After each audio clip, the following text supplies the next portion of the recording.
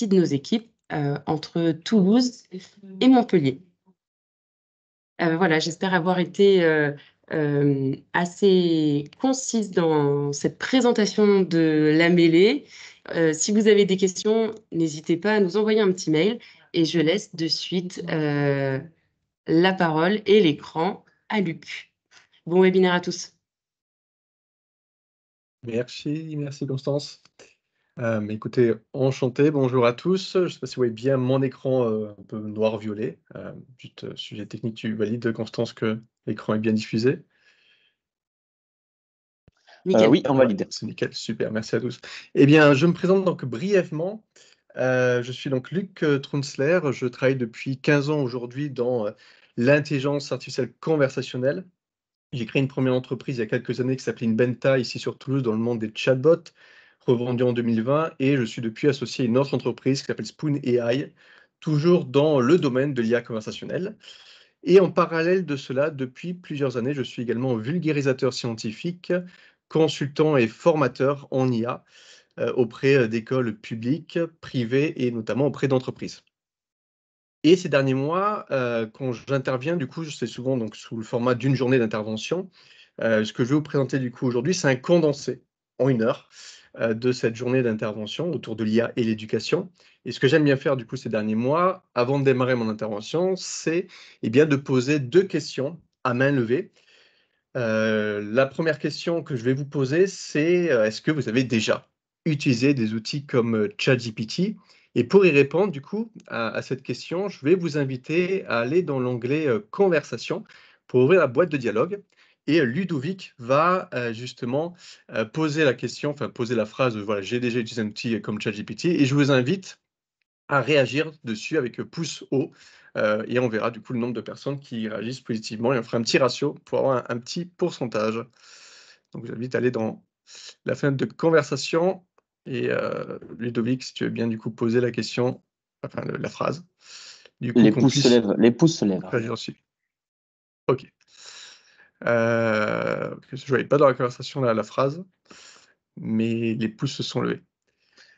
On en a au moins 11 là pour l'instant. 12 si je compte en commentaire. Ok, d'accord. Donc, pas une majorité pour l'instant. La deuxième question que j'aime bien poser, c'est pour ceux qui l'ont déjà utilisé, hein, combien sont ceux qui l'utilisent aujourd'hui à minima 3 fois par semaine? On en parle beaucoup, mais est-ce que, voilà, une fois qu'on l'a testé une première fois, est-ce qu'on continue dans la récurrence à l'utiliser donc à minima 3 fois par semaine? Réagissez ceux qui l'utilisent encore donc minimum 3 fois par semaine. Et je te laisse me dire, Ludovic, le compteur. Plus ou moins. Alors, ouais, ça répond.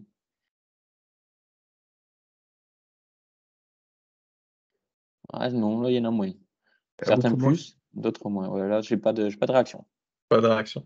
Alors cette Peu de question, ces réaction. 2 questions, je les pose notamment donc, à des étudiants et récemment je l'ai posé à des licences. Il faut savoir que la première question, j'avais 100 des étudiants donc, qui me disaient avoir déjà utilisé ChatGPT et à la deuxième, 60 des étudiants, qui donc, licence, hein, l'utilisent donc à minima 3 fois par semaine et ces chiffres-là résonnent avec une étude qui a été publiée il y a seulement 2 semaines par Talan et l'IFOP qui nous apprend en effet que la population aujourd'hui qui a le plus adopté ces outils d'IA génératifs comme ChatGPT et notamment dans la récurrence d'intérêt d'usage sont en effet les 18 à 24 ans.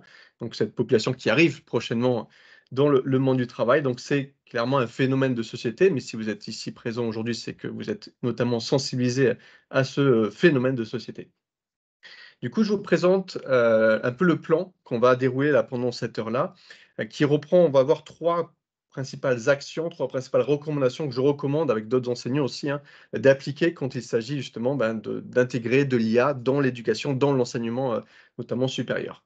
La première action, c'est bien entendu de se former déjà dans un premier temps, pour ensuite former, sensibiliser les étudiants justement à ce qu'est l'IA, certes ses opportunités, mais aussi ses limites et ses risques.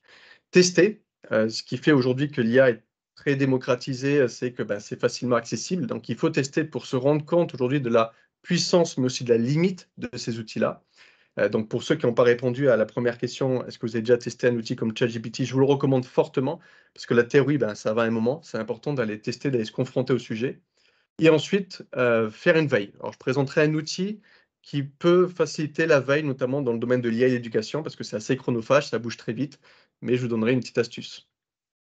Une fois qu'on a fait ces premiers ponts-là, fort de tous ces enseignements, on peut enfin poser un cadre avec notamment ces étudiants. Et là, je vous présenterai du coup les outils qui sont aujourd'hui disponibles facilement. Ça bouge très vite, donc je ferai une photo là au 30 avril 2024.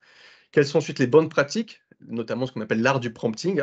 C'est important de bien les maîtriser. Souvent, justement, on ne revient pas sur ces outils-là parce qu'on a été déçu dans une première utilisation, mais c'est peut-être parce qu'on ne les a pas bien utilisés. Donc, je vous présenterai quelques techniques de prompt, donc d'instruction, pour bien adresser ces outils-là. Et enfin, je vous parlerai du top 5 aujourd'hui des usages côté étudiant et côté enseignant de ces outils.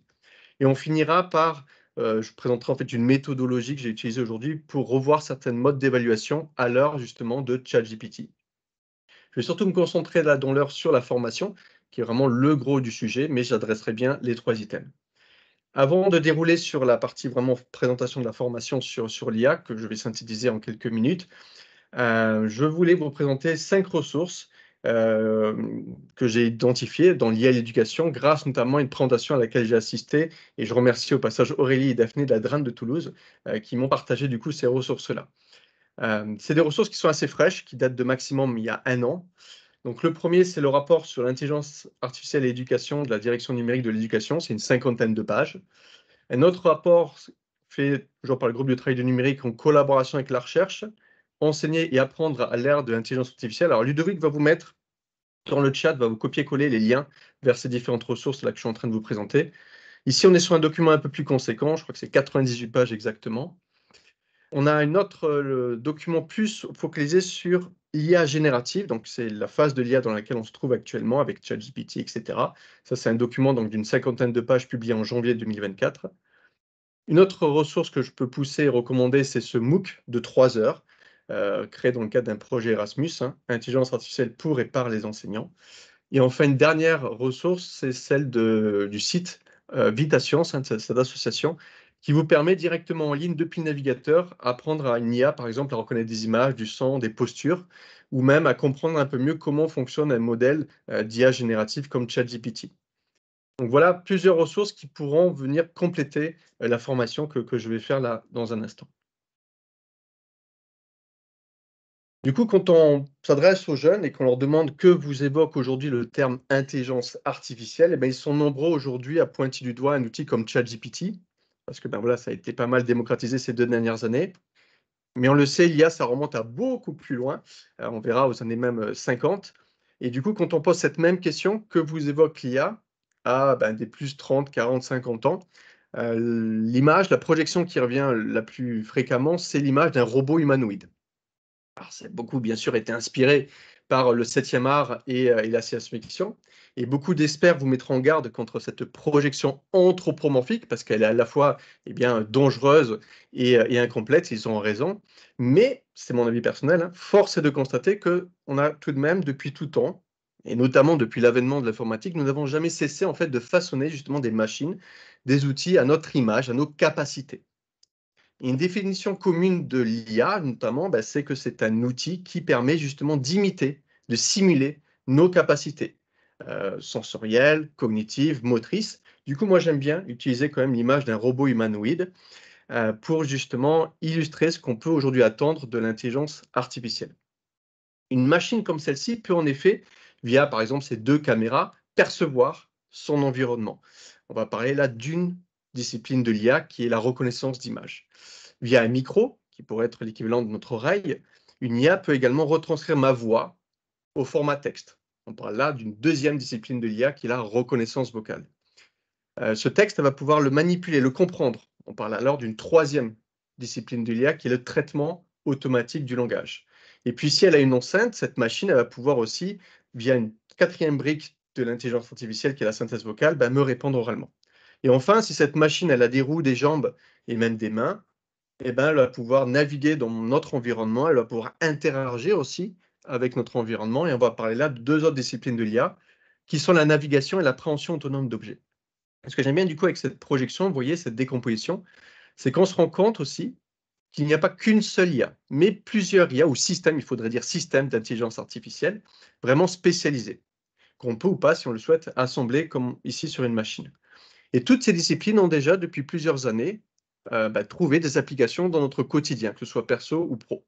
Si je prends par exemple le traitement automatique du langage, j'obtiens comme application, par exemple, la deuxième application la plus déployée dans les entreprises, ce sont les chatbots, les agents conversationnels, qui ont beaucoup été boostés ces dernières années par, bien entendu, ChatGPT, hein, et qui permet concrètement à une entreprise de pouvoir mettre à disposition de ses salariés un robot conversationnel capable d'ingérer tout l'intranet, toute la base documentaire de l'entreprise pour répondre à des questions en langage naturel aux réponses donc, des salariés. Et ça facilite grandement aujourd'hui dans les entreprises l'accueil de nouveaux salariés, la recherche d'informations ou la formation continue. Si je prends une autre brique, la reconnaissance d'image, également plein d'applications, dont la santé, par exemple, pour prédire à l'avance certaines maladies, comme ici une tumeur du sein 4 ans à l'avance, en tout cas un risque élevé de tumeur du sein. Si je garde cette discipline, mais un peu comme un Lego, que je l'associe avec la navigation autonome, j'obtiens ce que fait aujourd'hui l'entreprise Abellio, ici à Toulouse, qui équipe ses drones de ces deux disciplines de l'IA pour permettre à ces derniers d'aller parcourir des champs agricoles entiers et identifier les uniques zones où il va falloir revenir pour ajouter un petit peu d'eau, un petit peu d'engrais, et éviter ainsi du gaspillage. Si je prends maintenant la synthèse vocale, que j'associe celle-ci avec la reconnaissance vocale, donc je fais encore mes puzzles de Lego, et le traitement automatique du langage, j'obtiens d'autres applications comme les assistants vocaux dans les voitures. C'est une pratique qui n'est pas encore très répandue en France, mais aux États-Unis, c'est 70 millions d'Américains tous les jours qui parlent à leur voiture pour lui lancer des commandes vocales. Si je reviens à Toulouse, on a l'entreprise Pix Industrie aujourd'hui qui équipe les opérateurs sur le terrain d'un casque pour être assistés par un assistant vocal dans leurs opérations au quotidien. Et je vous cite une dernière application un peu plus exotique. Toujours avec ces 3 briques d'IA, quand on les associe entre elles, on a aujourd'hui des chercheurs qui utilisent ces 3 briques pour apprendre à comprendre le chant des baleines à bosse et derrière en synthétiser, donc de pouvoir en fait demain converser, parler avec des baleines à bosse. Donc il n'y a pas de doute aujourd'hui sur toutes les opportunités qu'offre aujourd'hui l'IA, quand on assemble ou pas entre elles ces différentes briques, hein. Mais bien entendu, toutes ces opportunités, malheureusement, ne sont pas exemptes de limites et de risques. Et en fait, je vais vous proposer là justement d'aller soulever le capot de l'intelligence artificielle pour pouvoir un peu plus comprendre comment cela fonctionne et développer, comme on le souhaite aussi auprès de nos étudiants, son propre esprit critique sur justement les opportunités, mais les limites et les risques également. Je vous ai déjà donné une première définition de l'IA, je vous en donne une qui est un peu plus macro. On peut voir l'IA comme un outil qui, à partir d'une information, prend une décision. À partir de là, on peut aussi définir avec cette définition ce qu'est l'informatique. L'informatique, ça remonte aux années 40 et du coup, depuis les années 40 jusqu'à aujourd'hui, on a connu en fait 3 grandes phases de l'IA. On a tout d'abord connu la phase de l'IA déterministe ou symbolique ou système expert, très robuste, on va le voir, et toujours encore largement utilisé aujourd'hui. Et puis on a depuis les années 50, mais surtout à partir des années 2010, connu l'IA prédictive avec les fameux réseaux de neurones artificiels et les fameux buzzwords comme machine learning et deep learning. Et depuis 2017, mais surtout depuis 2022, c'est la phase dans laquelle nous nous trouvons aujourd'hui, c'est la phase de l'IA générative avec les fameux ChatGPT, Midjourney, DALL-E. Donc on va rapidement soulever ces différents capots pour comprendre un peu les tenants et aboutissants de ces différentes phases de l'IA. L'IA déterministe, du coup, fonctionne à base donc, de règles, à base de langage de programmation, où je vais justement coder sur une machine les décisions qu'elle doit prendre à partir d'une information qu'elle va recevoir.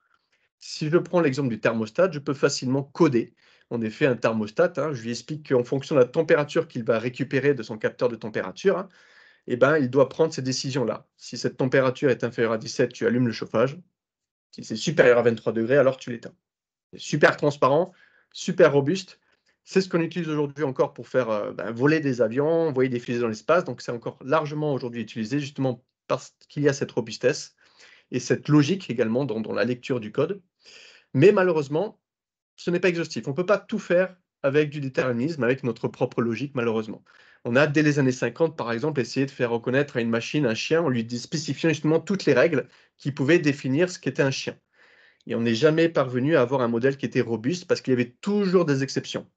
Un chien qui arrive, par exemple, et qui a 3 pattes, ça arrive malheureusement, ce n'est pas un chien pour la machine. Qui n'a pas de poils, ça arrive aussi, ce ne sera pas un chien pour la machine. un mammifère qui arrive et qui a toutes ces caractéristiques, bah, la machine dira, ah, tiens, c'est un chien, alors que bah, non, ce ne sera pas forcément un chien.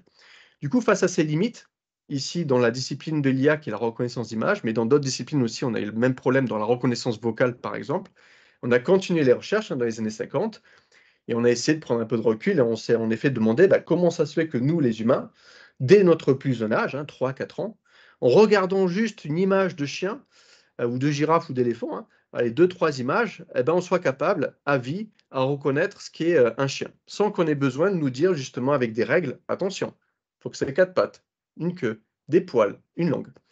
Ben, ce fonctionnement extraordinaire de reconnaissance d'image, il vient, on le sait, du fonctionnement extraordinaire de notre cerveau, et plus précisément de nos réseaux de neurones biologiques, qu'on a du coup essayé de comprendre davantage, pour les copier sur une machine. On parle de réseaux de neurones artificiels, mais aujourd'hui, encore en 2024, on ne sait pas exactement encore comment tout cela fonctionne.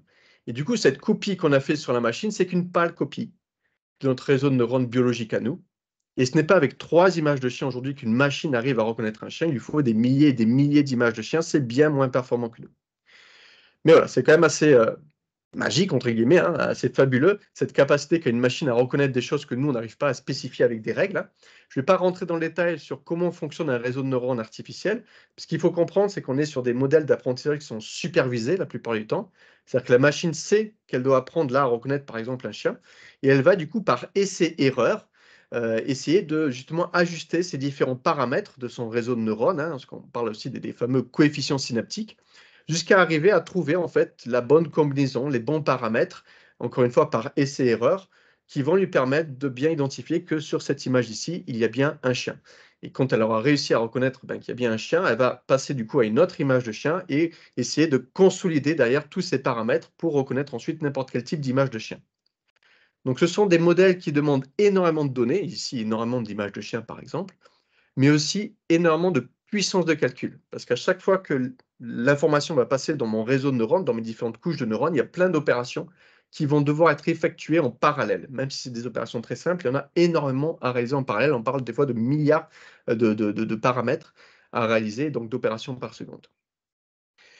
Ce concept, donc, qui date, je le disais, depuis les années 50, et malheureusement, ça c'est Alan Turing qui vient, malheureusement, il verse une petite larme parce que c'est un des pères fondateurs notamment des réseaux de neurones artificiels, mais il n'a pas pu les voir se voir déployer en fait, parce qu'à l'époque, il n'y avait pas justement assez de données et assez de puissance de calcul. Il a fallu attendre 2010, et notamment pour la partie données, ce qu'on appelle l'avènement du big data. Depuis 2010, en fait, tous les 2 ans, on arrive, grâce à Internet notamment, à reproduire l'équivalent de toute la quantité de données qu'on a produite depuis le début de l'humanité.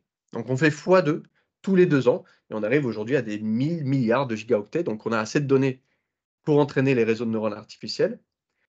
Et la puissance de calcul, on est aussi parvenu à des niveaux largement suffisants. On a ce qu'on appelle la loi de Moore qui s'est confirmée.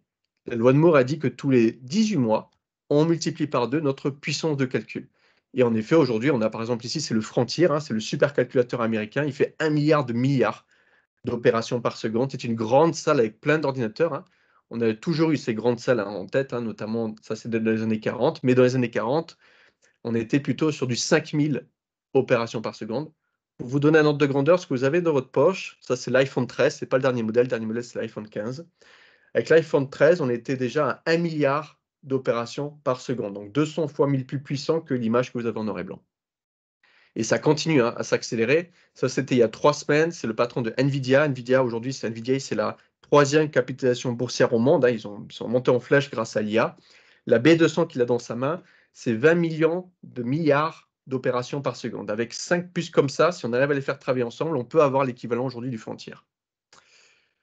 Donc c'est très puissant aujourd'hui, et ces modèles-là aujourd'hui, on les utilise beaucoup pour faire de la classification, identifier par exemple sur des images des éléments, et ça c'est vraiment la première application de l'IA, notamment dans l'entreprise, classifier des choses, par exemple dans la banque, classifier si ce prêt, je vais l'autoriser ou pas l'autoriser, l'octroyer en tout cas, par rapport à plein de variables. Dans le domaine de l'assurance, est-ce que ce dossier d'assurance que j'ai reçu avec toutes ces photos, tous ces commentaires, est-ce qu'il est frauduleux ou est-ce qu'il va être en effet pertinent? Chez un e-commerçant, ces 5000 commentaires qu'on m'a fait sur mon produit, est-ce qu'ils sont plutôt positifs, négatifs? C'est vraiment la première application de l'IA. C'est très puissant et largement déployé, mais malheureusement, ce n'est pas exempt de limites et de risques. Et la principale limite aujourd'hui qu'on a sur les modèles d'IA prédictive, c'est ce qu'on appelle les biais dans l'apprentissage. Et pour vous expliquer ce qu'est un biais dans l'apprentissage, je vais prendre un exemple. Il y a quelques années, j'ai voulu apprendre à une machine à reconnaître un chien. Et du coup, j'ai utilisé un modèle de réseau de neurones artificiels et je suis passé par les 2 étapes, classiques. Première étape, j'ai constitué mon corpus d'entraînement avec plein d'images de chiens. Deuxième étape, j'ai entraîné mon modèle. Et ensuite, j'ai voulu, dans une troisième étape, tester la robustesse de mon modèle en lui présentant des images de chiens qu'il n'avait jamais vues. Et je lui ai demandé à mon modèle, bah, est-ce que là, tu vois un chien? Et là, il m'a validé, oui, je vois un chien sur cette image. Est-ce que là, tu vois un chien? Oui, je vois un chien sur cette image. Et est-ce que là, tu vois un chien? Bon, bah là, il m'a répondu non. Vous vous en doutez peut-être. En fait, dans mon corpus d'entraînement, je n'ai mis que des images de chiens qui étaient à même le sol, qui étaient sur de l'herbe, sur du parquet, sur du goudron. Mais je n'ai pas pensé à mettre des chiens qui étaient dans le ciel, parce que ça n'arrive pas souvent. Et malheureusement, mon corpus d'entraînement, du coup, n'est pas vraiment exhaustif par rapport à cette donnée que je lui présente ici.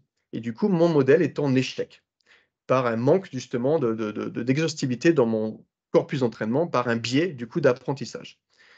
Là, c'est pas grave, parce qu'encore une fois, il n'y a pas beaucoup d'images de chiens dans le ciel, et de chiens en général dans le ciel.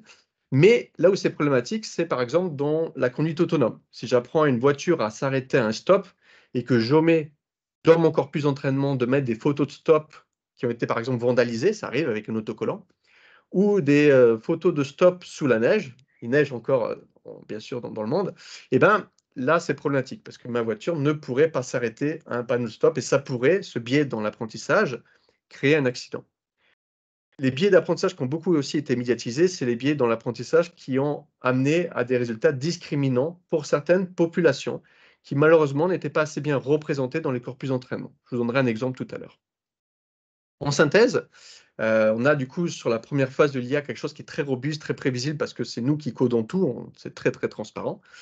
Mais on ne peut pas tout faire avec l'IA déterministe et du coup l'IA prédictive permet d'aller un peu plus loin, mais malheureusement elle a des inconvénients. Il y a ces fameux biais dans l'apprentissage qui sont difficiles à combattre et c'est aussi difficilement explicable. Si j'ouvre le capot, je verrai un réseau de neurones avec plein de coefficients. Comme si j'ouvrais mon cerveau, je verrais un réseau de neurones biologiques avec plein de poids synaptiques, mais je serais incapable de dire pourquoi la machine, à partir de telle information, a pris telle décision. Et ça, c'est problématique.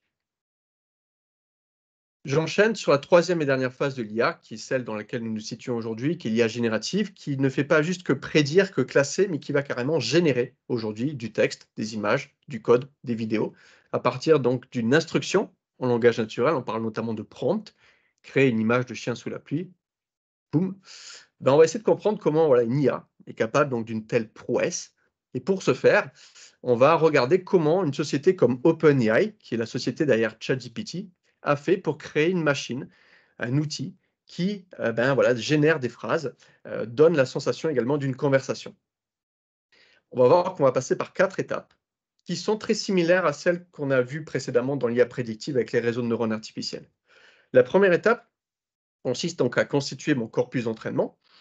Et donc là, comme je veux un modèle qui génère des phrases, je vais avoir besoin de plein d'exemples de phrases pour apprendre à mon modèle à générer justement des phrases. Ce qu'a fait du coup OpenAI, ils ne sont pas allés chercher très loin, ils ont capturé pratiquement, ils ont absorbé le web pour avoir le plus donc des exemples de phrases. Et toutes ces phrases-là, ensuite, ils les ont extraites.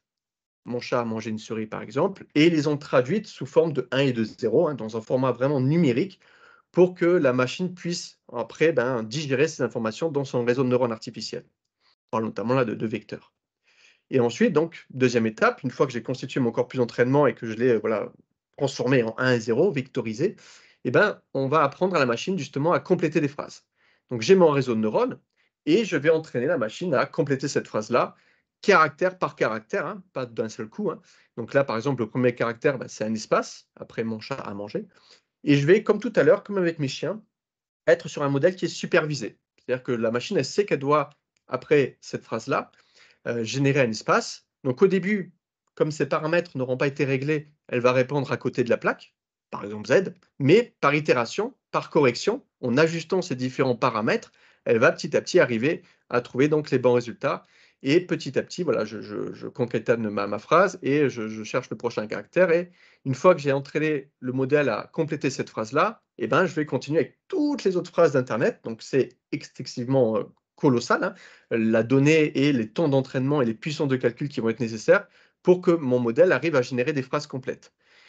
Les premières phrases ne seront pas forcément des phrases qui auront du sens, mais qui seront, d'un point de vue orthographique, syntaxique et grammaire, qui seront très, très pertinents. Pour arriver à des phrases qui ont du sens, je devrais attendre justement 2017 que justement des concepts apparaissent, comme le concept de l'attention, qui est un papier de recherche qui nous provient des laboratoires de recherche de Google, qui consiste à faire que la machine se souvienne, en fait, au fur et à mesure qu'elle voit toutes ces phrases défiler, quels sont les mots qui reviennent souvent ensemble. Et donc là, par exemple, elle va voir que chat et souris, ça revient souvent ensemble, alors que château, c'est quand même très éloigné, et qu'au final, du coup, quand le chat a mangé quelque chose, il va plutôt converger vers souris à terme que vers château, en termes de probabilité, parce que voilà, grâce au concept d'attention, il a mis des liens plus forts entre les termes chat et souris.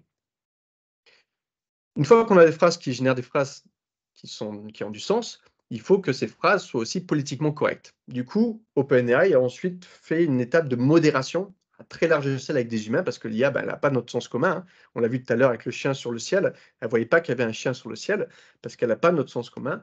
Et pareil, pour savoir quelle est la réponse qui sera politiquement correcte à Donald Trump et en termes de complétion de phrases, il faut faire appel malheureusement à des humains. Je dis malheureusement parce qu'OpenAI a fait appel du coup à ce qu'on appelle les usines de clics au Kenya, sous-payées, où les gens passent leur journée à devoir sélectionner quelle est justement la réponse la plus correcte à Donald Trump et en cliquant, du coup, ils musellent petit à petit le modèle à ce qu'il réponde de façon politiquement correcte, qu'ils ne prennent pas notamment de position religieuse trop forte ou ne divulguent pas, ne donnent pas d'insultes, par exemple. Et ensuite, j'ai ma dernière étape qui consiste à faire que ce modèle qui génère des phrases qui ont du sens et qui sont politiquement correctes me donne la sensation qu'on est en train en fait d'avoir une conversation. Si aujourd'hui vous allez sur un outil comme ChatGPT et que vous tapez le chat à manger, vous vous rendrez compte qu'il ne répond pas une souris, il ne fait pas de la complétion de phrase, il est vraiment dans un mode conversationnel. Et en fait, c'est tout le but justement de cette quatrième et dernière étape, c'est d'en fait de transformer le modèle pour qu'il mène une conversation et pas juste qu'il complète des phrases. Et en fait, la petite astuce, c'est qu'avant même que vous ayez tapé votre prompt, le chat à manger, votre instruction, le créateur de la solution a créé déjà un premier prompt. On parle de pré-prompt ou de prompt système, dans lequel en fait il a initié un récit où vous êtes le héros et où le chatbot doit mener une conversation avec vous, avec donc beaucoup de politesse et honnêteté. Voilà, sa première question est, en fait, il prend votre question, il la concaténane avec ce récit. Que réponds-tu? Je réponds. Et en fait, ce que va faire le modèle, au final, il retombe sur ses pattes, hein. Il va continuer à générer, caractère par caractère, justement la suite de ce récit, de cette conversation imagée. Et moi, quand je vais répondre, il va continuer à concaténer tout ce que je dis. C'est pour ça que quand vous lui parlez, après plusieurs échanges, en fait, lui se souvient de tout ce que vous avez dit, parce qu'à chaque fois qu'il vous répond, il repart de tout en haut. Tu es un chatbot, il repart toute la conversation que vous avez complété avec lui, et il est capable du coup de garder tout le contexte de la conversation. Voilà donc de façon vulgarisée, hein, comment est construit un modèle d'IA générative de texte comme ChatGPT. Je encourage vraiment ceux qui n'ont pas testé à tester parce que c'est vraiment bluffant. Bien sûr, ça a des limites et je vais y venir dans un instant, mais il faut vraiment tester pour se rendre compte. La principale limite, c'est que ce modèle va toujours vous répondre, même s'il n'a pas la réponse. Il vous répondra, et ce, sur un ton très convaincant et affirmatif. Ça, en effet, c'est dangereux. Il y a quelques mois encore, vous pouviez par exemple taper comme question « Quand est-ce que l'astronaute Luc Trunzler », vous aurez pu mettre votre propre nom, hein, a marché sur la Lune lors de la mission Apollo 11, et il vous répondait d'un ton très affirmatif. L'astronaute de la NASA, il rajoutait même la NASA pour donner encore plus de légitimité, Luc Trunzler a marché sur la Lune, ce qui est complètement faux. Mais voilà, un texte comme ça, un récit ainsi complété, c'est pas trop déconnant par rapport à ce qu'a pu voir ChatGPT dans son corpus d'entraînement, c'est-à-dire tout l'internet, ça reste pour lui cohérent. Pareil, ces modèles-là ne savent pas faire de calcul. Si vous lui demandez, à l'époque, je lui avais demandé 32 plus 45, il m'avait répondu 78, qui n'est pas la bonne réponse. Il a fait une approximation. Il a vu dans son corpus d'entraînement ces chiffres ensemble et il s'est dit ça peut donner en termes de probabilité, c'est assez proche de 77, mais c'est quand même pas 77. On parle là d'hallucination. OpenAI a communiqué sur son taux d'hallucination début 2023, il était de 20%. C'est-à-dire que sur 10 questions que vous posiez à ces outils-là, malheureusement, il y en avait 2 des réponses qui étaient fausses, mais qui étaient données sur un ton très convaincant et très affirmatif. Ce taux, depuis, a certainement baissé. Il y a des correctifs qui ont été apportés, notamment sur l'astronaute. Là, vous le tapez, vous verrez, ça ne marche plus. Il essaye via le concept d'attention. En effet, il voit que Luc Trunzler, c'est quand même très loin de NASA, très loin d'astronautes. Et quand il y a des calculs, il sait qu'il y a des calculs, il sait qu'il n'est pas bon pour faire des calculs. Et du coup, il fait appel à une bonne vieille calculatrice pour faire les calculs que lui ensuite remet en forme. Ça, c'est donc vraiment le principal problème de ces outils-là. Le deuxième souci dont il faut bien être conscient, c'est les sujets de sécurité et de confidentialité. Quand vous avez une conversation avec ChatGPT, bah, ils le disent très explicitement, je vous montrerai ensuite les messages, toute votre conversation, surtout sur les abonnements gratuits, quand c'est payant, vous avez des options maintenant qui apparaissent, mais quand c'est gratuit, c'est vous le produit. Quand vous parlez avec ces outils-là, votre conversation donc, est réutilisée pour réentraîner les modèles et les améliorer. Ce qui veut dire que quelques mois plus tard, imaginons que vous avez parlé avec ChatGPT sur je sais pas, la pêche en Méditerranée, quelqu'un d'autre va arriver quelques mois plus tard, va avoir la conversation sur le même sujet et il pourrait avoir, du coup, dans les réponses que va générer ChatGPT, des éléments de votre propre conversation à vous. Du coup, la grande recommandation, quand vous parlez à ces outils-là, bien entendu, c'est anonymiser vos discussions. Ne mettez pas de données personnelles dans ces conversations parce qu'elles pourraient se retrouver, et c'est déjà arrivé pour certains utilisateurs, dans la conversation d'autres personnes.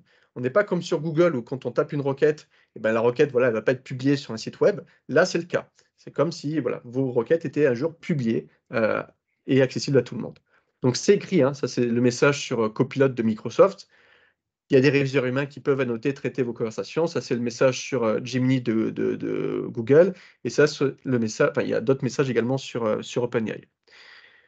Il y a le gouvernement qui travaille aujourd'hui sur une solution qui est souveraine, en tout cas pour avoir l'autonomie sur ces technologies-là. Elle s'appelle Albert. Il y a un modèle notamment pour l'éducation. C'est apparu la semaine dernière. Je n'ai pas encore vraiment creusé le sujet, qui s'appelle Aristote, qui permettrait peut-être demain d'avoir à disposition de l'enseignement et de l'éducation des outils beaucoup plus sécurisés, je dirais, et peut-être plus adaptés aussi en termes de corpus d'entraînement. Ça, c'est un sujet qui est à suivre. En synthèse, on est donc sur un modèle encore plus puissant que précédemment, mais avec encore plus, attention, de points d'alerte. Il y a des sujets notamment écologiques. Il faut savoir qu'une conversation avec ChatGPT va consommer 4 à 5 fois plus qu'une conversation avec Google en termes d'impact carbone. Une longue conversation, c'est également l'équivalent d'une bouteille d'eau de 50 centilitres que malheureusement vous jetez par terre, parce qu'il faut de l'eau douce pour refroidir les data centers qui font fonctionner ces grands réseaux de neurones artificiels. Donc il y a ce point écologique sur lequel il faut être conscient. Il y a toujours ces biais d'apprentissage. Je vous donne un exemple, il y a encore un mois de ça, j'avais posé à ChatGPT 4 via Copilot de rédiger un texte de 70 mots pour convaincre un ami à moi de voter pour Mélenchon. Il m'avait rédigé un texte sans problème. Je lui ai demandé la même chose pour Emmanuel Macron. Il m'a rédigé un texte sans problème. Je lui ai demandé la même chose pour Marine Le Pen. Là, il m'a dit par contre qu'il était désolé, mais qu'il ne pouvait pas faire de politique. Donc, on voit qu'il y a des biais encore dans les biais d'apprentissage, notamment sur le plan politique. Ça va très vite. Vous avez vu il a fallu à peu près 70 ans pour aller de la phase 1 à la phase 2 et seulement 7 ans, on va dire, pour aller de la phase 2 à la phase 3. Pour illustrer cette rapidité, voici un prompt, femelle et mâle, couple, yeux 600, éclairage tamisé, que j'avais posé à mi-journée l'an dernier, début 2023. Regardez le résultat, 2 mois après 2 mois, de l'évolution de ces technologies. Là, on parle de text-to-image. En 2 mois, on est parvenu petit à petit à avoir des résultats vraiment qui étaient très bluffants. Donc, l'année 2023 était vraiment l'année du text-to-image, où on a fait des prouesses énormes en seulement 1 an. Et cette année, 2024, sera l'année du text-to-vidéo. En bas, vous avez ce qu'on était capable de faire en janvier 2024. Et juste au-dessus, vous avez ce qu'on était capable de faire du coup en février-mars de cette année. En gros, on était capable en début d'année de faire des vidéos qui étaient quand même assez sympas en termes de réalisme, mais qui étaient un peu floues et pas très fluides. Aujourd'hui, on peut, vous le voyez en haut, avec le modèle notamment d'OpenAI de Sora, on est capable de générer des images. C'est vraiment l'IA qui a généré toutes ces images-là, beaucoup plus réalistes. En début d'année, on pouvait faire des vidéos qui ne duraient que 7 à 8 secondes. Après 7 à 8 secondes, vous allez voir la souris là en bas, ses bras ils vont disparaître. Aujourd'hui, on peut faire des vidéos qui sont cohérentes dans le temps jusqu'à 1 minute 30. Pouf, pouf. Ce qui veut dire certainement qu'à la fin de l'année, avec une instruction en langage naturel, peut-être qu'on pourra faire un film d'1h30. Ce qui sera donc assez bluffant, ce ne sera peut-être pas un blockbuster. Et ça suscite également des questions sur, bien entendu, tout ce qui va être deepfake. Ça va très vite. Comment du coup suivre le rythme? Quel outil de veille? Et là, je vais m'inspirer à nouveau d'une présentation à laquelle j'ai assisté à la DRAN de Toulouse, qui a justement mis en avant un outil que je recommande, qui est en fait une newsletter tout simplement, qui s'appelle La Boîte Noire. Ludovic vous mettra le lien dans la fenêtre de conversation, publiée par la région PACA. C'est juste une page, comme vous voyez là sous les yeux, une fois par mois. Donc la veille, souvent, c'est chronophage, mais là, pour le coup, vous voyez, c'est juste une page par mois. Si vous allez sur le site, vous aurez accès aux précédentes newsletters. Et donc, ça vous permet facilement, du coup, de rester au jus, juste une fois par mois, sur ce qui se passe dans l'IA, et notamment avec la coloration éducation. Voilà, j'ai pas mal passé de temps, du coup, sur la partie formation, tester, faire une veille. N'hésitez pas à poser des questions que je pourrais traiter donc, en fin de webinar. Je vais maintenant m'attarder sur le deuxième volet, qui est d'essayer de poser un cadre avec ces étudiants. Et je vais commencer, du coup, par les outils. Quels sont du coup les outils qu'on peut aujourd'hui mettre en avant et qui sont facilement accessibles? Ça bouge très vite. Et du coup, il y a des classements qui existent aujourd'hui pour identifier les meilleurs outils, notamment pour générer du texte. C'est la principale utilisation. Ce classement-là, c'est un des plus populaires. Je vous expliquerai comment il fonctionne. Il est communautaire dans son fonctionnement. Et on voit que dans le haut du classement, c'est un peu comme bientôt les JO, les Américains occupent le haut du classement avec OpenAI, Anthropic, Google, Meta, Cohere. Mais vous voyez quand même les Français, on est quand même dans le classement, on va dire, on est dans le top 5, avec Mistral, dont on peut être très fier. On reste quand même dans le classement et dans la bataille. C'est un classement qui bouge beaucoup. Là, c'est une capture d'écran que j'ai fait le 22 avril, elle a peut-être bougé en une semaine. Il faut savoir que Meta, par exemple, c'est Facebook, n'était pas dans ce classement encore il y a 2 semaines. OpenAI a été un petit peu déplacé et puis est revenu en tête, donc ça bouge vraiment vite. Comment est fait ce classement? Tout le monde peut y participer. C'est ce qui en fait la popularité de ce classement. Quand vous allez sur l'URL que vous voyez ici sur l'écran, vous êtes invité à poser une instruction en langage naturel, donc un prompt. Moi, j'ai posé de quelle couleur est le cheval blanc dans les 4. Et là, il me propose 2 réponses issues de 2 modèles, modèle A, modèle B. C'est donc anonymisé, je ne sais pas quel est le modèle derrière. Et je vais voter. Si je vote pour le modèle B, par exemple, peut-être que hop, je vais donner des points à Mistral, qui va remonter un petit peu dans le classement. C'est ce qui en fait de coup la popularité de ce classement. Concrètement, donc par rapport à ces 1, 2, 3, 4, 5, 6 outils, aujourd'hui, le cloud et Meta, malheureusement, ne sont pas accessibles via l'Union européenne. Ils doivent encore s'entretenir, j'imagine, avec le régulateur pour satisfaire le RGPD. Du coup, les outils les plus accessibles en Europe sont, depuis le début, chat.openai.com, qui du coup met à disposition 2 modèles. Le modèle 3.5 qui est gratuit, qui est celui qui a été vraiment là pour démocratiser l'IA générative en octobre 2022, et la version 4 à 20 € par mois. La grande différence entre les deux, c'est que la version 3.5 est bloquée à janvier 2022 en termes de connaissances sur le monde, et elle n'a pas la capacité de pouvoir identifier ses sources. Du coup, elle est malheureusement très sujette à des hallucinations. Si vous lui posez des questions, elle peut être sujette à beaucoup plus d'hallucinations que la version 4 qui, elle, peut chercher en temps réel, vous remonter les sources d'informations pour vous permettre d'aller vérifier justement s'il y a ou pas des hallucinations sur le sujet. Ce qui est vraiment intéressant avec la 4, c'est le petit trombone que je zoome ici. Quand vous posez une question, vous pouvez également y attacher un fichier. Vous lui demandez de vous décrire une image, un fichier PDF, un fichier Excel, un fichier Word, et il est très bon pour analyser un fichier, mais il est aussi très bon pour vous générer directement dans cette boîte de dialogue un fichier Word, un PDF, une image par exemple. Donc ça, c'est ce qui en fait vraiment la popularité aujourd'hui de ChatGPT 4. Si vous ne souhaitez pas payer 20 € par mois, ce qui est tout à fait compréhensible, vous avez l'outil Copilot de Microsoft qui, en fait, Microsoft détient 49% des parts d'OpenAI et vous offre gratuitement accès à ChatGPT 4 en temps réel via copilot.microsoft.com. Il vous suffit de créer un compte, c'est gratuit. Et vous pouvez utiliser la dernière version de ChatGPT pour rechercher en temps réel, du coup, sur Internet. Vous pouvez aussi, petite cerise sur le gâteau, toujours via Copilot, générer des images. Vous allez sur la partie designer et vous pouvez aussi générer gratuitement des images. Vous avez quelques crédits par jour, ça se renouvelle chaque jour. Ça utilise la version de DALL-E 3 de OpenAI, qui est, si je fais une petite parenthèse sur la génération d'images, dans le top 3 des outils de génération d'images. On y retrouve DALL-E 3, accessible via la version payante de ChatGPT ou via la version gratuite ici de Copilot. Vous avez Midjourney, qui est peut-être aujourd'hui l'outil le plus puissant, mais qui n'est pas facilement accessible et qui est payant, via notamment Discord, et de Stable Diffusion, qui est plutôt un modèle open source. Et enfin, vous avez Google, qui a mis du temps à arriver dans la course, mais qui est là depuis maintenant quelques temps, depuis quelques semaines. C'est gemini.google.com. Pareil, c'est comme Copilot, c'est gratuit et vous avez un modèle qui vous permet de chercher en temps réel sur Internet. Et enfin, je suis obligé quand même de citer l'acteur français, chat.mistral.ai. Malheureusement, cette version n'est pas en capacité d'aller chercher sur Internet. Du coup, elle est sujette à des hallucinations suivant comment vous allez vous en servir. Les modèles qui ne sont pas connectés à Internet comme Mistral sont très puissants pour générer des données que vous allez leur fournir. Vous lui donnez du texte, il va être capable de le manipuler vraiment très brillamment. Mais si vous lui posez des questions, malheureusement, comme il n'a pas accès à Internet, il va être sujet à des hallucinations. Avec mes étudiants, du coup, aujourd'hui, moi, je préconise surtout ces deux outils-là, qui sont copilot.microsoft.com et gemini.google.com, parce qu'ils sont gratuits et ils permettent de chercher en temps réel sur Internet, ce qui est très précieux pour vérifier les sources et combattre les hallucinations.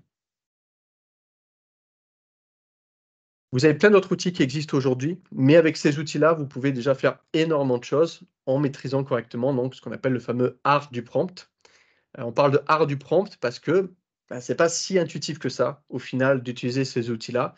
On a été câblé pendant des années à utiliser Google et en fait à taper quelques mots-clés et en quelques mots-clés seulement, on a cet effet d'immédiateté. En 0,30 secondes, on a 306 millions de résultats. Il faut essayer de se décabler de cet usage qu'on a eu pendant des années. Quand on se retrouve devant ce centre saisie, il faut essayer de se poser un peu plus et ne pas être dans de la recherche d'informations, mais vraiment dans une conversation avec un assistant où on va co-construire ensemble une réponse. Et la valeur de la réponse va vraiment dépendre de la valeur de la question. Avant, sur Google, les sites web n'étaient pas générés en fonction de ma question et ils pouvaient être très pertinents. Aujourd'hui, la réponse ne peut être pas pertinente si derrière moi, ma question n'a pas été très bien construite. Du coup, pour essayer de se décabler de ce réflexe qu'on a à la Google, ce que je recommande, c'est de voir vraiment ChatGPT comme un assistant, comme un stagiaire junior, à qui même, des fois, on ne va pas juste parler, mais envoyer un email. Parce que le format email nous pose, on est un peu plus posé quand on écrit un email que quand on fait une recherche sur Internet. Imaginons du coup que j'ai un stagiaire, je vais vous donner un exemple, et que j'ai envie de lui demander de générer une offre d'emploi pour un analyste financier junior. Je ne vais pas juste lui envoyer un email en lui disant génère-moi une offre d'emploi pour un analyste financier junior. La bonne pratique serait plutôt d'avoir ce prompt-là. Bonjour, tu vas m'aider à rédiger une offre d'emploi pour un analyste financier junior et pour ce faire, on va procéder en plusieurs étapes où je vais le faire monter en compétence, mon stagiaire. D'abord, je vais lui demander justement d'aller sur Internet et de voir comment il peut apprendre à bien rédiger une offre d'emploi pour ce type de poste. Ensuite, je vais lui demander d'aller se renseigner sur mon entreprise qui est en train de recruter, dont voici l'adresse sur Internet. Troisième étape, je vais lui donner des éléments de contexte. Moi, mon offre d'emploi, c'est tant d'euros que je prévois pour ce CDI de tant de mois, sur lequel j'attends tant d'années d'expérience et où j'attends une parfaite maîtrise du logiciel Cegid, par exemple. Quatrième étape, je vais lui demander lui-même de me challenger. Est-ce que je n'ai pas oublié des éléments de contexte? Donc, de me poser lui-même des questions. Et cinquième et dernière étape, je vais l'inviter d'aller sur Internet, regarder les précédentes offres d'emploi qu'on a fait pour qu'il puisse s'inspirer du style et de la tonalité. Et en faisant ce gros prompt, vous imaginez bien que j'aurai une réponse beaucoup plus qualitative que juste « génère-moi une offre d'emploi pour un analyste financier junior ». Dans ce prompt-là, du coup, j'ai utilisé plusieurs techniques de prompt que j'ai ici mis en surbrillance. Ici, je vous mets la liste complète. J'ai une dizaine de techniques de prompt que j'enseigne dans la journée justement d'intervention que je fais. Je vais juste en illustrer quelques-unes ici pour vous donner un ordre d'idée. Je vais commencer par la plus populaire. La plus populaire, c'est, que vous connaissez peut-être déjà, c'est l'incarnation. Pour l'illustrer, je le fais avec cet exemple-là. Donc, je pose cette question à ChatGPT. Un café et un sandwich coûtent 11 euros. Un sandwich coûte 10 euros de plus qu'un café. Combien coûte un café? Et là, ChatGPT me répond, si un sandwich coûte 10 euros de plus qu'un café et que l'ensemble coûte 11 euros, oui, le café coûte 1 euro car 10 plus 1 égale 11. Si je prends cette même question, mais que je fais une incarnation justement, je lui demande, voilà, réponds-moi comme si tu étais un professeur de mathématiques, donc c'est la seule chose que je rajoute, réponds-moi comme si tu étais un professeur de mathématiques qui explique sa réponse à un élève, et là, il va répondre comme un prof de maths, il va utiliser des équations.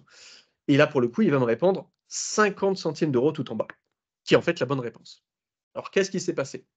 Quand vous posez une question à ChatGPT, il va chercher soit dans sa base, soit sur Internet, la réponse moyenne. Il va prendre les réponses les plus expertes, les réponses les moins expertes, il va prendre celle qui est la plus populaire, il va faire une moyenne. Et en fait, pour cette devinette, il se trouve que la majorité des gens répondent faux, répondent 1 euro. Et du coup, il répond comme nous, c'est un miroir de notre société. D'où l'importance de répondre avec l'incarnation qui permet de mettre un curseur sur l'expertise. Quand je veux rédiger une offre d'emploi, vaut mieux que j'utilise l'expertise responsable ressources humaines, parce que s'il rédige une offre d'emploi comme tout le monde rédige des offres d'emploi, et peut-être que tout le monde ne rédige pas correctement les offres d'emploi, j'aurai un résultat qui sera moyen. L'incarnation permet vraiment de préciser le niveau d'expertise qui sera important de mettre en place. Et ensuite, bien sûr, le contexte est important. Plus vous donnez de contexte, plus il sera pertinent. Si je veux apprendre Si je veux faire un marathon et que je demande à ChatGPT, propose-moi un plan pour m'entraîner à faire un marathon, eh ben, ce ne sera pas aussi pertinent que si je lui dis, ah, regarde, j'ai 38 ans, je suis à Toulouse, ça fait 3 ans que je n'ai pas couru. Là, il va peut-être prendre en compte le fait que je suis justement à Toulouse par rapport aux conditions météorologiques, le fait que je n'ai pas couru, que j'ai 38 ans, et il va me proposer un plan beaucoup plus personnalisé. Autre pratique, c'est la respiration. On ne sait pas pourquoi ça marche, mais ça marche. Quand vous demandez au modèle de prendre une bonne respiration, il est capable de vous faire une réponse beaucoup plus pertinente. Je prends le même exemple que tout à l'heure. Un café, un sandwich coûte 11 €, un sandwich coûte 10 € de plus qu'un café. Combien coûte un café? Mais en amont, je lui dis, prends une bonne respiration. Et là, on se rend compte que quand on lui demande ça, alors je pourrais expliquer tout à l'heure, si on a le temps, les différentes raisons et les différentes interprétations, et bien, il répond de façon beaucoup plus pertinente. Là, vous voyez, il a pris du recul. Il est capable de me dire qu'il y a 2 types de réponses. Il y a la réponse de la personne lambda qui est de 1 € et la réponse de l'expert en mathématiques qui est de 50 centimes d'euros. Je vous mets un autre exemple sur la respiration. Ici, je suis sur du coup Google. Je lui demande combien il y a de mots dans la phrase « Elle joue au football ». Il me répond qu'il y a 3 mots. La bonne réponse, c'est bien entendu 4. Je lui repose la même question, mais en lui demandant cette fois de prendre une bonne respiration. Là, il va me répondre correctement qu'il y a bien 4 mots. Quand il y a de la logique qui doit intervenir dans votre conversation, ou quand il y a vraiment beaucoup de texte que vous souhaitez faire manipuler avec le modèle, eh ben, c'est pertinent derrière d'utiliser cette requête-là, bonne respiration. Vous pourrez développer un peu plus tout à l'heure, si on a le temps, pourquoi on pense que ça marche aussi bien. Je vais vous parler d'une autre pratique qui est peut-être la plus pertinente, c'est la chaîne de pensée. La chaîne de pensée, elle consiste à décomposer une requête en plusieurs sous-requêtes pour avoir une réponse beaucoup plus pertinente. Imaginons que vous devez rédiger un post LinkedIn pour mettre en avant les bienfaits de la randonnée pour renforcer le team building en entreprise. Une façon de faire qui n'est pas la bonne façon serait d'essayer de tout faire dans un seul prompt, dans lequel vous diriez, par exemple, voilà, tu es un expert en social selling, tu fais une incarnation, prends une bonne respiration, celui qui l'a dit qu'il fallait le faire, et rédige-moi un post LinkedIn engageant et captivant sur les bienfaits de la randonnée en entreprise pour renforcer le team building. Avec ce prompt-là, oui, vous obtiendrez certainement une réponse qui sera pas trop, qui sera pertinente, mais peut-être pas, voilà, on verra optimale. Vous pourriez copier ça et le coller sur LinkedIn. Mais la bonne façon de faire vraiment, c'est ce qu'on appelle le chemin de pensée en français, chain of thought, c'est d'essayer de décomposer ça et de faire monter en compétences, comme tout à l'heure mon stagiaire junior, sur différentes expertises qui sont nécessaires pour bien rédiger, pour bien en tout cas atteindre mon objectif. Donc je vais décomposer, vous allez voir le prompt en 3 prompts. Premier prompt, je vais déjà lui demander, c'est quoi les bonnes pratiques pour rédiger un post LinkedIn engageant et convaincant. Et là, pouf, il va me sortir les 10 pratiques les plus pertinentes, donc mettre des hashtags, mettre des emojis, mettre un titre accrocheur. Très bien. Deuxième prompt, je vais lui expliquer un peu le contexte et je vais surtout lui demander de faire des recherches sur la randonnée en entreprise et quels sont les bienfaits de la randonnée en entreprise. Pouf, il va me sortir 10 recommandations sur comment faire, pourquoi la randonnée c'est bien pour faire renforcer le team building en entreprise. Et seulement dans un troisième prompt, je vais lui demander de me rédiger le post LinkedIn. Et ce qui va se passer, comme je vous l'ai expliqué tout à l'heure, quand il va me répondre ici sur cette troisième itération, il va repartir du tout début de la conversation et il va repasser en fait sur ses précédentes réponses. Donc il va repasser sur le post LinkedIn, sur les bienfaits de la randonnée pour le team building et il va du coup me générer un post fort de cette expertise-là qui sera, rien que déjà dans la mise en forme, vous voyez, beaucoup plus pertinent. Mais si je vous laisse le temps de lire, vous verrez que c'est aussi beaucoup plus pertinent.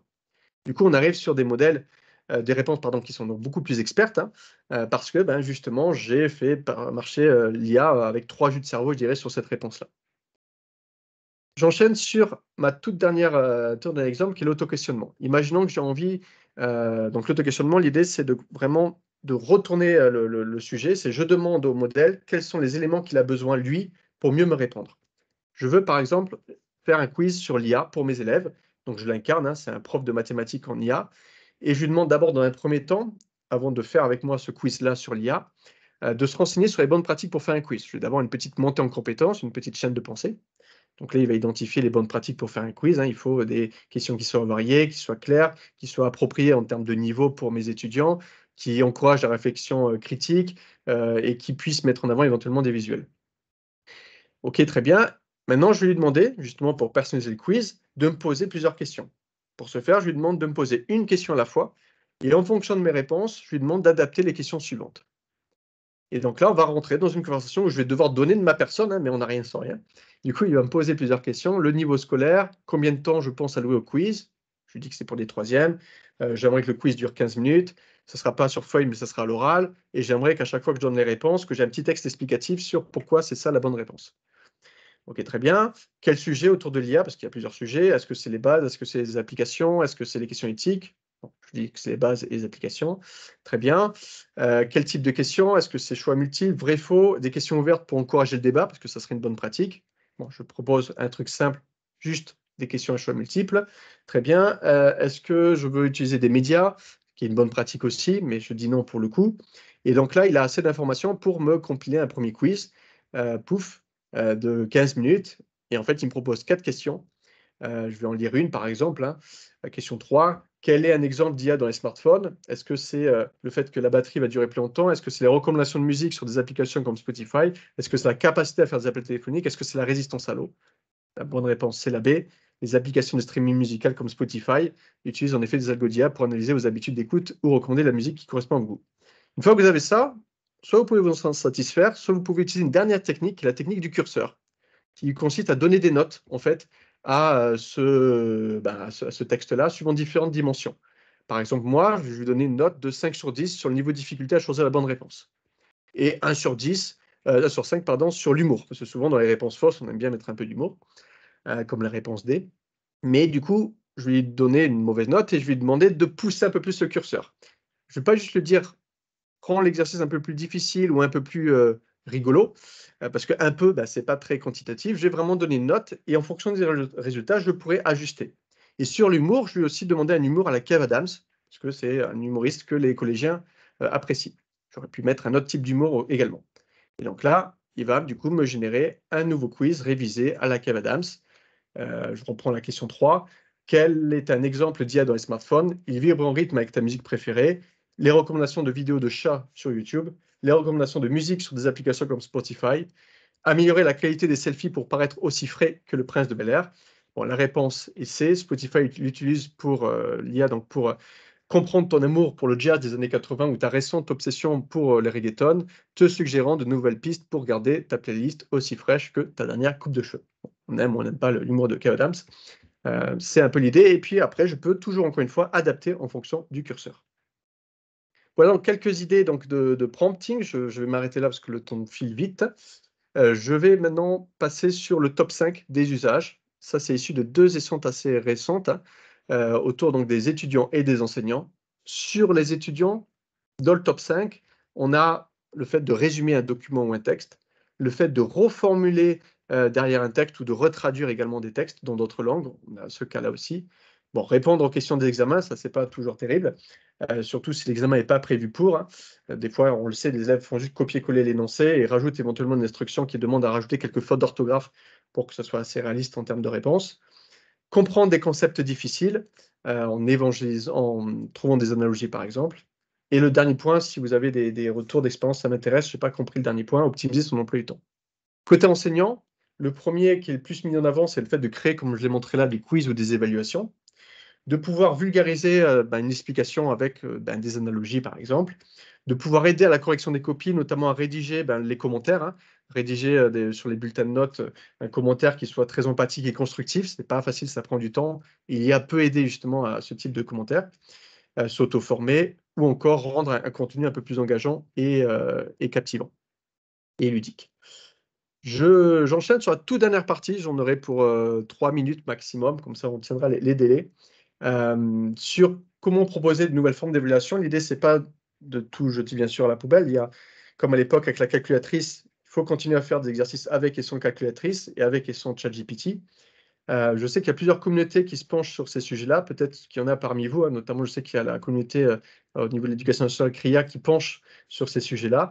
N'hésitez pas à partager vos retours d'expérience. Moi, je vous en propose un ici, qui est du coup une méthode pour évaluer justement à l'heure de ChatGPT une problématique.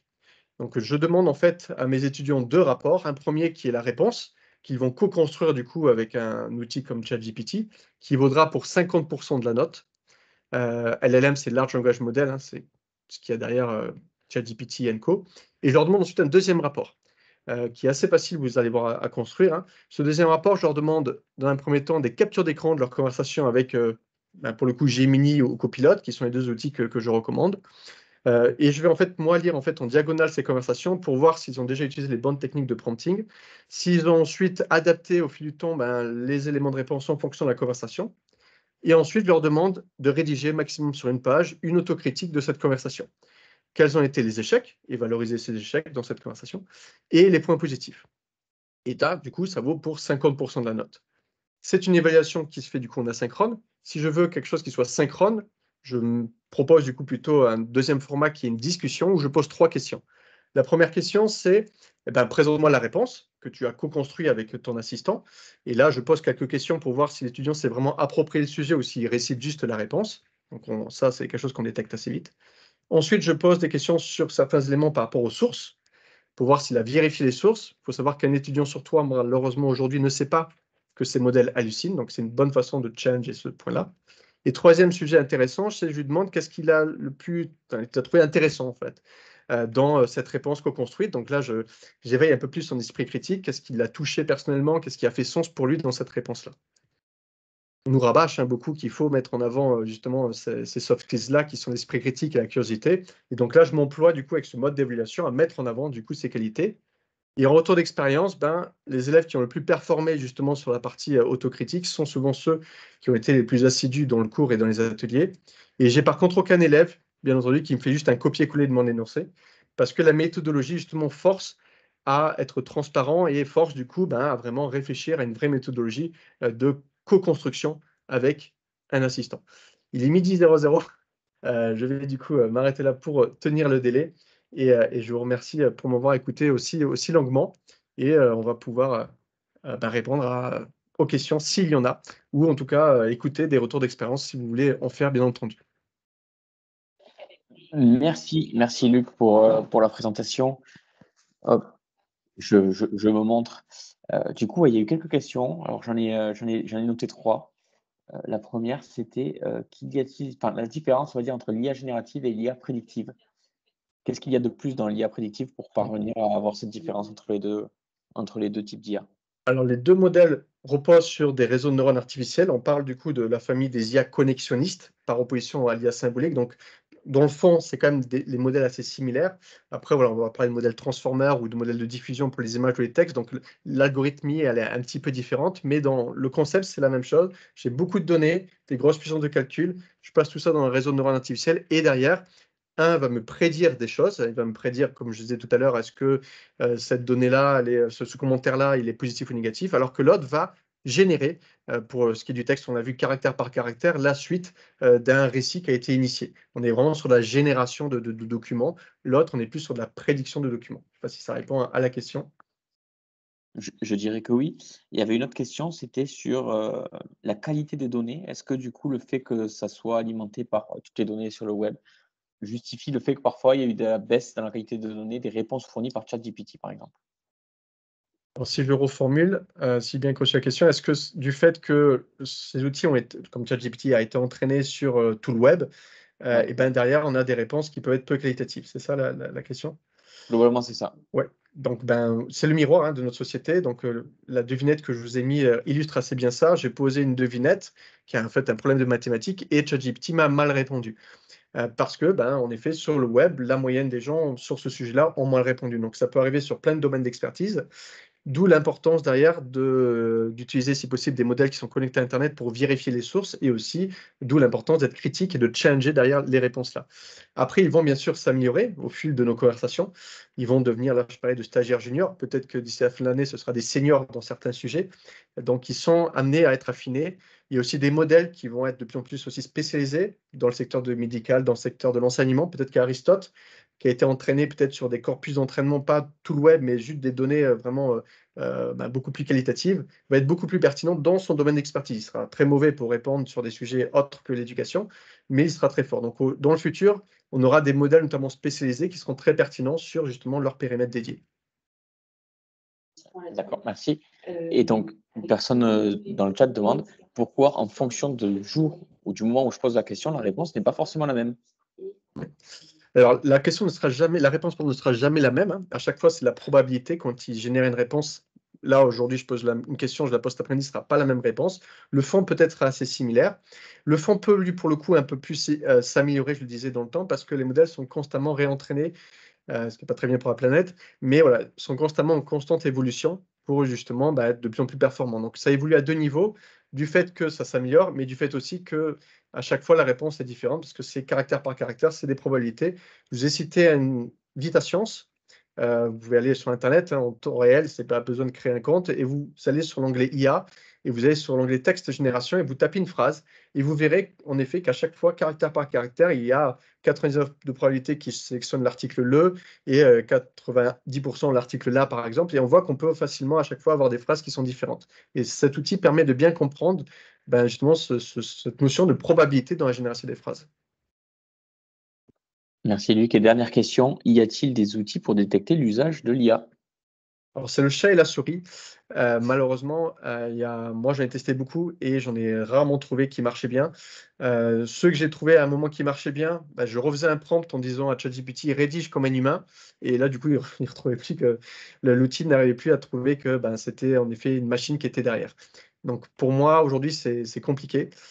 C'est pour ça que je préfère jouer cette transparence dans mon modèle d'évaluation où j'ai les conversations, on joue carte sur table. Et soit on fait avec, soit on fait sans. Mais voilà, on ne peut pas avoir d'entre-deux, malheureusement, parce qu'il n'y a pas aujourd'hui d'outils, en tout cas pour le texte, qui sont assez performants, selon moi, pour vérifier si l'étudiant a vraiment utilisé ou pas ces outils-là. Merci Luc pour les réponses. Si vous avez d'autres questions, n'hésitez pas. Donc, Luc va vous partager le contact, bien entendu. Nous, suite à cette réunion, ce webinaire, nous allons vous envoyer un mail avec la vidéo, l'enregistrement de cette présentation. Luc, certains demandaient si la présentation serait partagée. Alors, je sais que les ressources, ce que j'ai envoyé sur le chat, oui, mais est-ce que le PowerPoint sera aussi partagé? Je peux le partager, ça ne me dérange pas, oui. On pourra dans le replay le partager, ouais. Merci. Merci beaucoup, Luc. Et donc, si vous êtes intéressé, Luc intervient aussi ce vendredi à l'Institut Numérac autour d'une table ronde sur les sujets de l'IA. Donc, ça serait pour vous aussi l'occasion de le rencontrer, d'en discuter de vive voix avec lui. Voilà pour tout le monde. Merci beaucoup, Luc. Est-ce que tu veux peut-être un petit mot pour clôturer ce webinaire? Tu as des remerciements de partout, hein. Ok, c'est gentil. Merci à tous de m'avoir écouté religieusement. Bon, vous avez le micro me coupé, mais quand même. Non, écoutez, moi, j'ai mon email aussi qui s'est affiché, mais via la mailing numérique, vous pouvez aussi me contacter. N'hésitez pas, si vous avez des questions à froid, j'y répondrai avec plaisir. Voilà. Merci Luc. Merci tout le monde. On se retrouve bientôt. Et surtout ces sujets d'IA hyper intéressants. Je vous souhaite à toutes et à tous un bon appétit, une bonne journée. Merci, au revoir.